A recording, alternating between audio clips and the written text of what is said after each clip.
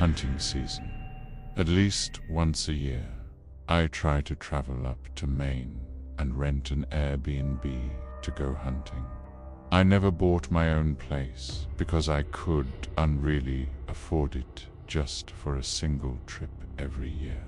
So doing a weekend rental makes more sense for me. Plus, I'm not exactly an expert. I'm still trying to get more experience.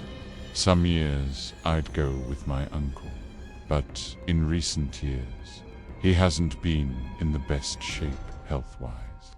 He's not really up to it anymore. So I've been going alone more recently. Last year, which was 2022, at the time I'm writing this, was the last season that I went hunting. It was November. The Airbnb I rented was near a national park. I arrived late on a Friday because I had to come home from work, get ready, then head out on the road trip. When I pulled up into the long stretch of private dirt road to get to the cabin-type Airbnb, it was pitch black outside, and it was dead silent too. This time of year, there's obviously no bugs or crickets left, so the nights are dead silent, bare and dark up there, especially if the place you're staying is secluded like this one. I pulled up as close as I could to the cabin, and the owner told me the key would be hidden under the mat. Sure enough, it was there. I brought my 2 bags inside the cabin and unpacked my things onto the bed in the 1 bedroom. It was a very cozy cabin, and the owner already had the heat turned up for me, which was nice. Maine gets pretty cold up there in November. There was cable and Wi-Fi in this Airbnb, so I set an alarm to get an early start at dawn, which, in my opinion, is the best time to find deer or even moose if you're lucky. The next morning, I was up as soon as my alarm went off, and I was out in the woods in less than half an hour. Since this was foreign territory to me, I posted up behind a blowdown. I found some knocked-over trees. Usually, this would now be a waiting game, but I heard a man's voice call from behind me. I had a mini heart attack and turned around to see some man with gray hair, but who looked like he was only 50. He was approaching me slowly. He said slowly, in a very angry-sounding voice, "What the hell are you doing here?" I responded, "Excuse me." He said, "Hunting is restricted here." I actually was unaware of this. When I explained this to him, he said, "I watched you ride up here. You best leave the way you came." This scared me. I said, "What do you mean you watched me ride up here?" He told me he always sees people riding up to that cabin, always out-of-town folk who come up here for the wrong reasons. I apologized to him and told him I'd leave. I grabbed my things and started walking back the way I came, and when I looked behind me, the man was gone, out of sight. I walked back to the cabin, then took my car and drove to a different park that, according to some website, allowed hunting.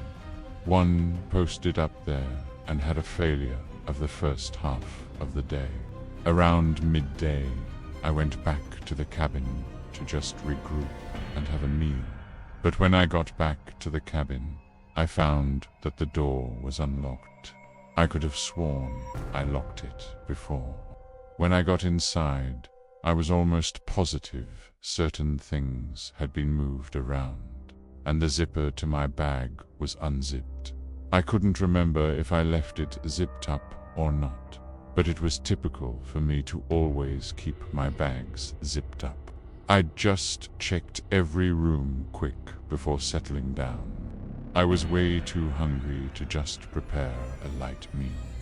So I drove to the little village nearby and picked up some Chinese takeout. Then I drove right back to the cabin. I was planning on heading back out to the park at dusk. When I got back to the cabin, I just ate my food and went straight to take a nap. After my nap, I headed back out to the park.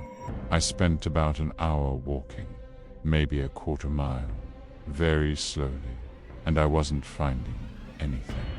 My uncle always told me you could find a deer or a moose in 10 minutes or 10 days. It just depends on how many are present and being in the right place at the right time. Sadly, luck was not on my side this day, and so when it was starting to get dark, I packed up and started heading back to my truck. It was just a short drive back to the cabin.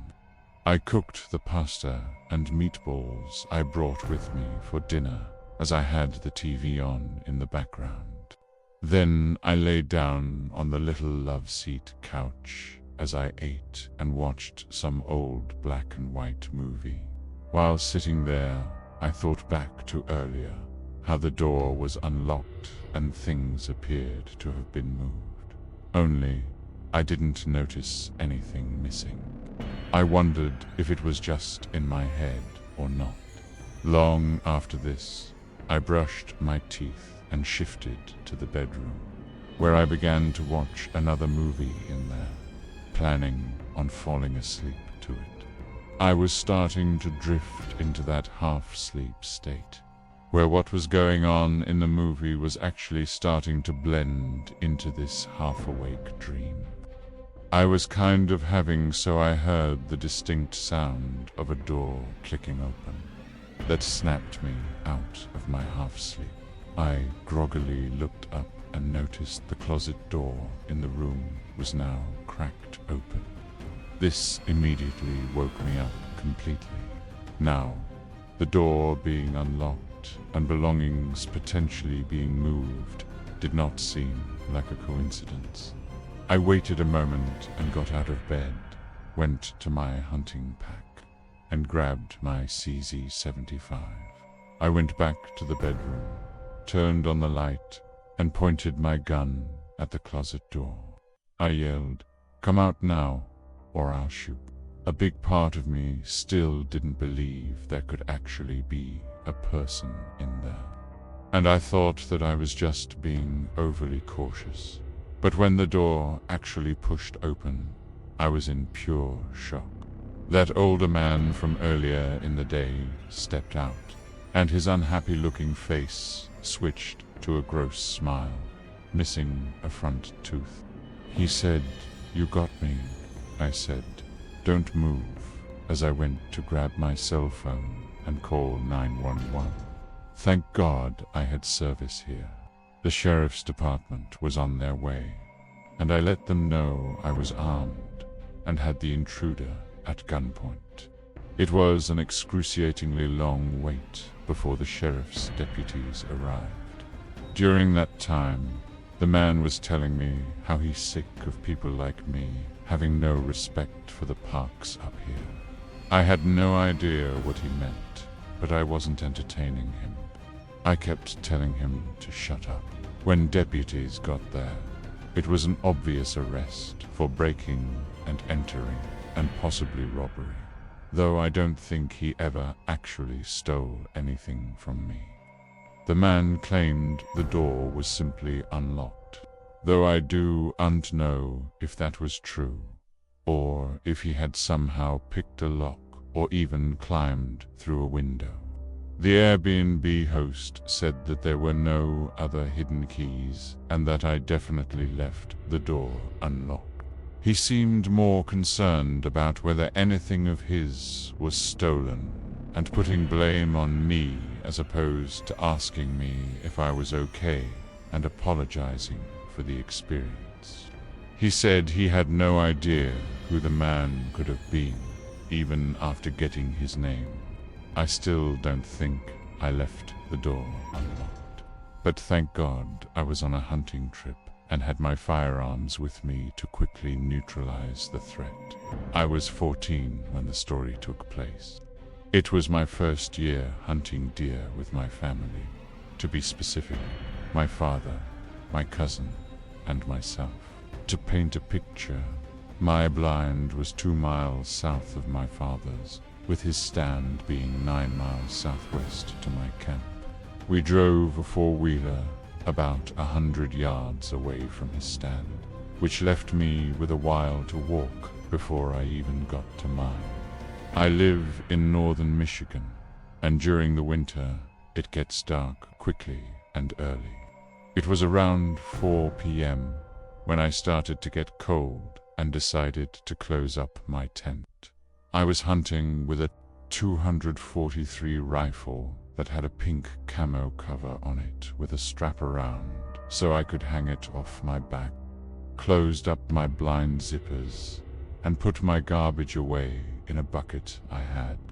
As I was throwing away my trash, I heard a couple leaves crumble, so I immediately turned my head up to see if it was a deer. After about a minute, I brushed it off as a squirrel or a bird. Disappointed, I closed my blind and headed to my father's. As I was taking my first steps out of my blind, I could see a fresh pathway brush through the leaves. It was a wide path, not from a small animal or even a deer. I immediately started thinking a bear or wolf, so I started speed walking to where my dad was. I started to panic as it started to get even darker, and I was still roughly a mile away. I was just walking as I was stopped in my tracks by one of the most haunting and horrifying noises I'd ever heard. The best way to describe it was a bear slashman that was being murdered. Music, it sounded roughly 150 yards back, as I started to run with boots and thick hunting gear. It was hard with 20 pounds on my back, but fear pushed me through, and I didn't stop. Around 25 seconds later, I was still running when I heard it again. Music this time. It was louder and closer. At this point, it was completely dark out, with the moon being the only source of light.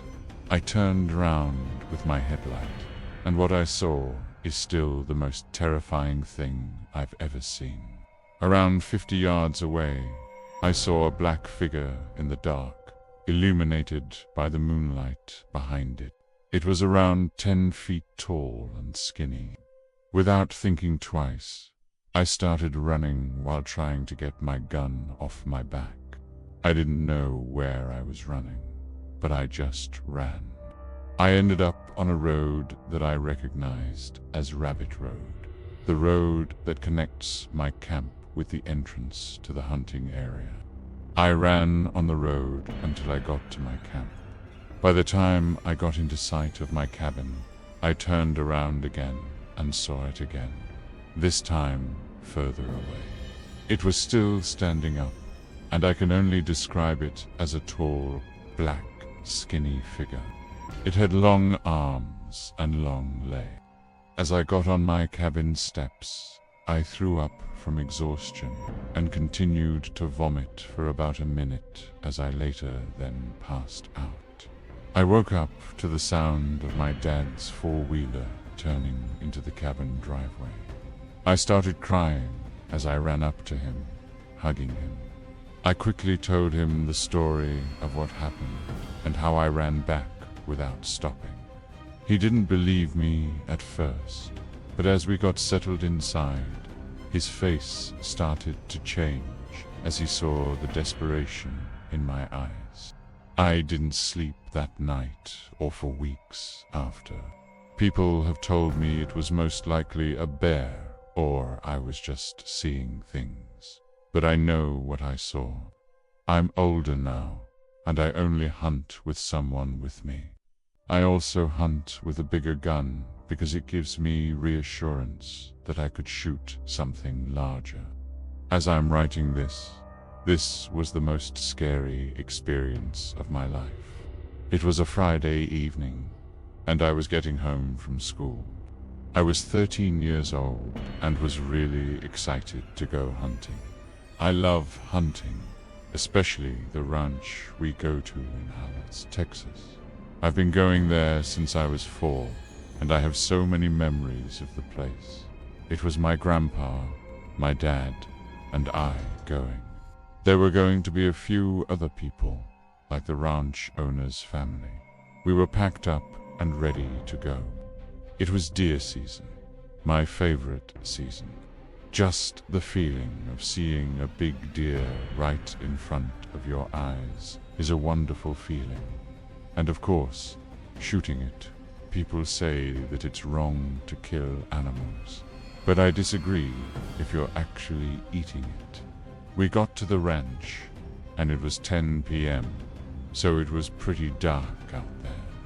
The ranch is 300 acres, I believe, and the campsite is an old little shack, probably the size of a normal bedroom. There is electricity there, but it's not a huge cabin where most hunters sleep in. However, there are little beds there. But one time my dad found a huge snake shed in one of the beds when I was little. So from then on, we sleep in a tent. The camp is surrounded by woods with a little field up ahead, probably a little less than the size of a football field. We use that field for dove hunting. Anyhow, we unloaded and chatted for a while around the campfire, telling jokes and whatnot, when we heard this scream. It was the most disturbing thing I'd ever heard. It sounded like a human hybrid or something. The scream sounded not too far away. All of us jumped from our seats and looked at each other. Every man there was freaked out. I could see it in their eyes. The ranch owner was the first one to say what the expletive was that. He then told us and one of his family members to go check it out. He's a pretty old guy in his 70s, so that's why we went to go check it out. We took my grandpa's ATV and did a quick search around the perimeter, only to find nothing. I was still traumatized. I was even scared to go in the blind by myself. As all hunters know, we have to wake up before dawn and get up into the blind to be unseen by the deer. I went to sleep in the tent with a gun right beside me. I woke up to the alarm and got ready. I was scared of being left alone in the dark, even though it was only an hour or two before dawn breaks. I was still petrified by the scream, and it still echoed in my mind today. My grandpa dropped me off at the blind with his ATV and left. My dad was already in his position. My grandpa's not a soft grandpa. He expects you to know it and do it. Him being him, he just left me in the dark, expecting me to find my way up to the blind myself. So I began climbing up the ladder and began navigating with just my hands. I got into the blind and waited for the sun to peek out. 20 minutes passed, and it was still dark out when I noticed something in the middle of the trail. I couldn't see well, so I thought it was the right time to use a night vision sight that my uncle had given me. I was excited, expecting a big deer. But when I put my eye into the sight, what I saw still haunts me today. I don't care if you believe me or not, but I was expecting a deer, only to find a person walking towards the woods. It was distorted looking, but had the same outline of a person. I don't know how it spotted me, but I saw it turn and face towards me. Now, the night vision is not super clear, so I couldn't see its face, but I could see it was looking straight at me. Then, what I heard next will stick with me for the rest of my life. It gave out the same exact blood-curdling scream as the night before, only louder. At that moment, I cannot describe the fear I felt. The word fear is not enough to describe how I felt. I managed to break free from whatever shock I was in and managed to grab the .22 and started to fire the entire clip into the path it was standing in. I was still frightened, so I got my rifle and fired all the rounds into the path. When I looked back into the night vision, it was gone. I started to get texts and calls like crazy, mostly from my dad. I told him what happened, and he had heard it too, and so did my grandpa. We still go there to hunt, but it has not been the same peaceful hunt.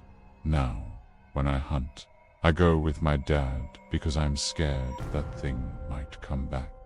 I don't know what that thing was, but whatever it was, it survived 25 rounds from a .22 and 4 rounds from a .243. Because when we went to go check, there were no signs of blood or anything, not even footprints. I know it was still dark when I fired all those rounds, but I know for sure at least one of them had to hit whatever that thing was. It was the fall of 1986. I was 23 years old. I'd never really been scared in the woods before. Honestly, I always felt like the wilderness was my safe place, somewhere I could go and relax and get away from the stresses of life. I've never seen a Bigfoot or skinwalker, or any kind of boogeyman in the woods. As a lineman for a small town in West Kentucky, I have seen crazy. Being a small muni, we all had to wear a lot of hats, including utility disconnects. It wasn't fun, but it was part of the job.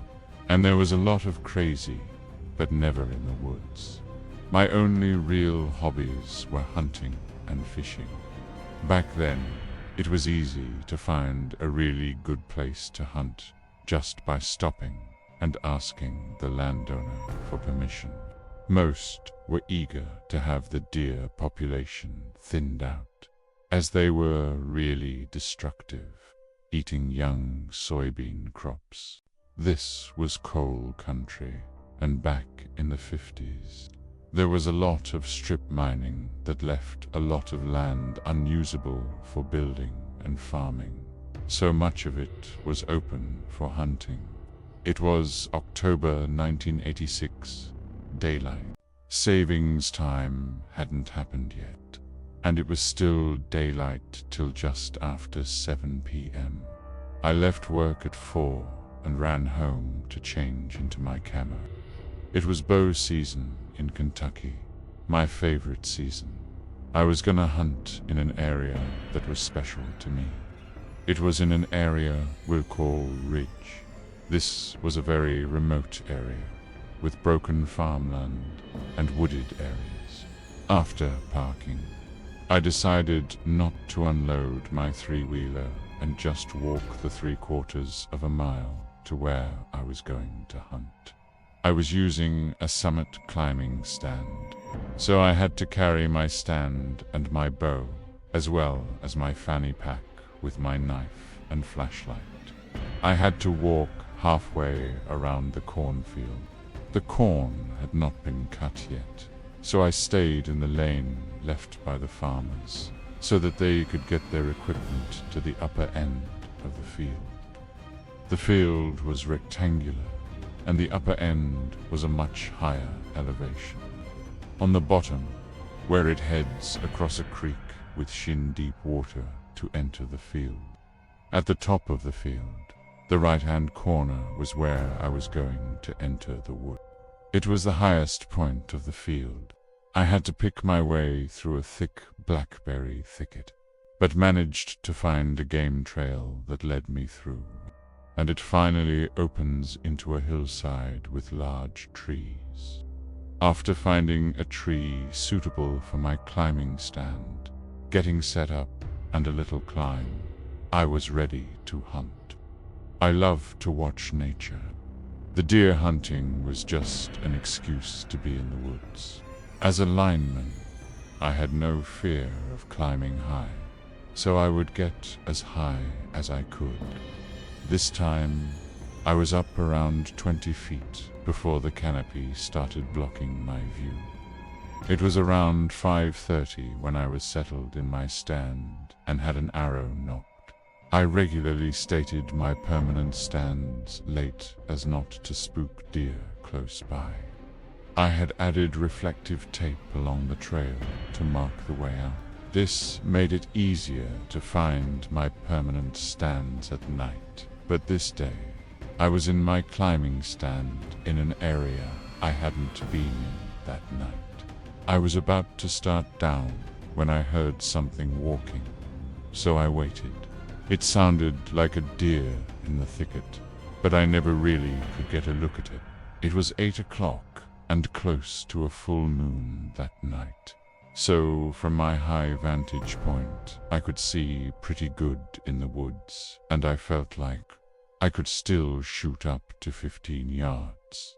But it was after shooting hours, so I started down. As I did, I could hear the loud crashing of a deer that must have spotted me moving like a sloth down the tree. On the ground, I quickly secured my stand and bow, and looked in the direction of the way I came in. I turned on my flashlight. Now, the woods look different at night in the dark and downright foreign when you turn on your flashlight. It's not bad in a mature woods with no undergrowth, but I was walking into a thicket.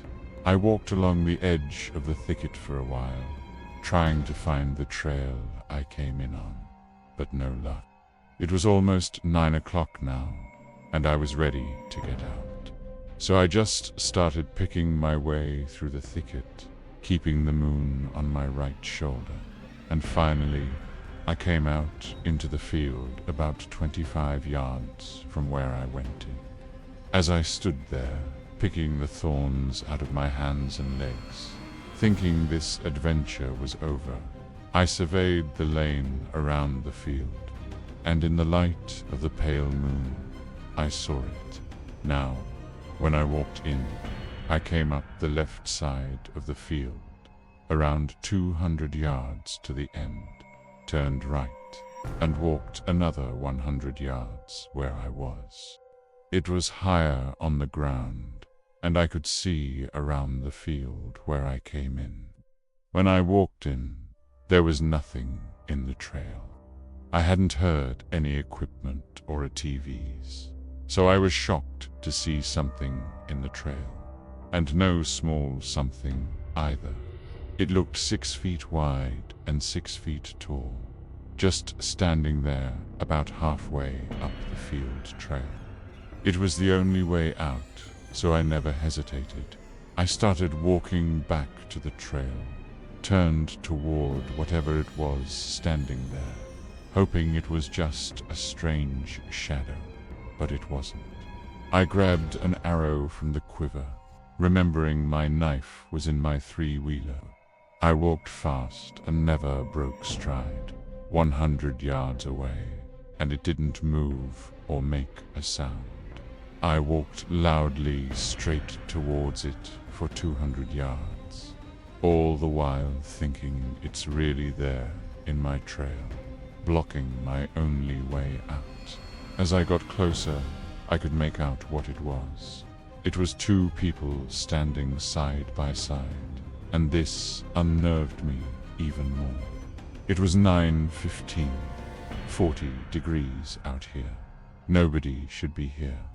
I kept walking, now 20 yards away, and I see that it's a guy and girl, maybe 20 years old. 10 yards away.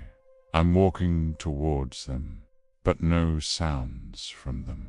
They just stood there.